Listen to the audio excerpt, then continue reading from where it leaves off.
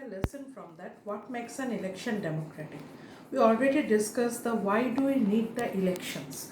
That is, in the democratic country, we see that the election is the machinery that we can change our representative and we can choose our own representative who can work for ourselves. Okay, so now why makes an election democratic? Election can be held in many ways.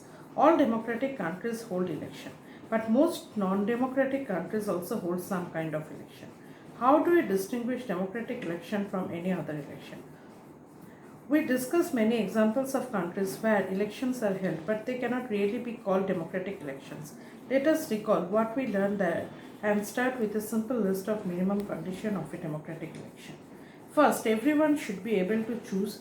This means that everyone should have one vote and every vote should have equal value.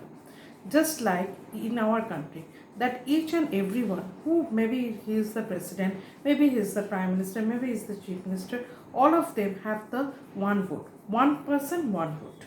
Second, there should be something to choose from. Parties and candidates should be free to contest election and should offer some real choice to the voters. So there should be the contestant should be there. Okay, so there should be the competition. Third, the choice should be offered at regular intervals. That means maybe just in our country, that is the in the 5 years, during the 5 years we just see regularly 5 years interval, we have the election. Election must be held regularly after every few years. Fourth, the candidate preferred by the people should get elected. So who the people are just like, they should elect the vote. Fifth, election should be conducted in a free and fair manner. Fourth, the candidate preferred by the people should get elected. Fifth, elections should be conducted in a free and fair manner where people can choose as they really wishes. So that free and fair manner means that all of you can practice our voting right. Okay, this might look like very simple and easy condition, but there are many countries where these are not fulfilled. In this chapter, we will apply these conditions to the elections held in our own country to see if we can call this democratic election. So we have to discuss here, is in our country that there is a democratic election is held or not? Is it good to have a political competitions? Elections are thus all about political competition. The competition, I already told you that it is the political competition.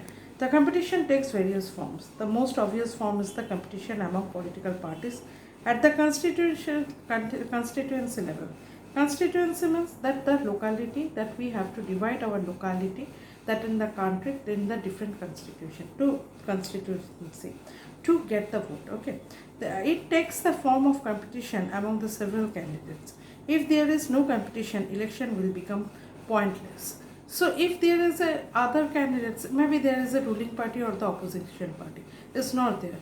If there is no opposition party, that the election becomes meaningless. But it is good to have political competition, clearly.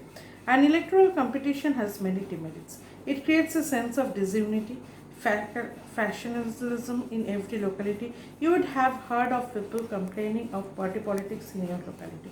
Different political parties and leaders often level allegations against one another. We already see this one. Just like in the whenever this type of pandemic is also present, we see that there is a political. We already just told that we are just fed up of our party politics. That each and everyone just claim that they are just working, that the others are not working. In this way, we just face this problem. Different political parties and leaders often level allegations against one another. Parties and candidates often use dirty tricks to win elections. Some people say that this pressure to win electoral fights does not allow sensible long-term policies to be formulated. Some good people who may wish to serve the country do not enter the arena.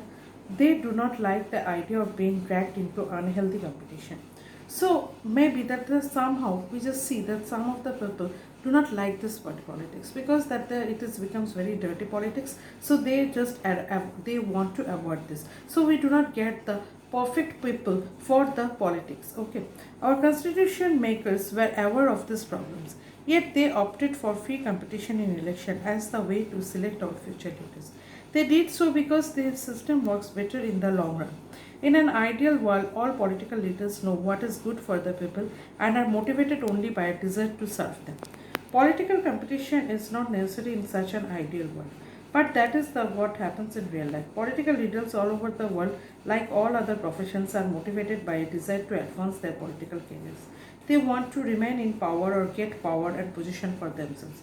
They may wish to serve the people as well, but it is risky to depend entirely on their sense of duty. Besides, even when they wish to serve the people, they may not know what is required to do so, or their ideas must not match with the people really want.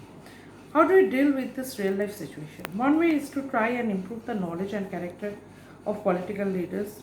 The other and the more realistic way to set up the system where political leaders are rewarded for serving the people and punished for not doing so. Who decides this reward and punishment? The simple answer is the people. Because the democracy means that the people is the ultimate power. That is what electoral competition does. Regular electoral competition provides incentives to political parties and leaders. They know that if they raise issues that people want to be raised, their popularity and chances of victory will increase in the next election. But if they fail in satisfying the voters with their work, they will not be able to win again.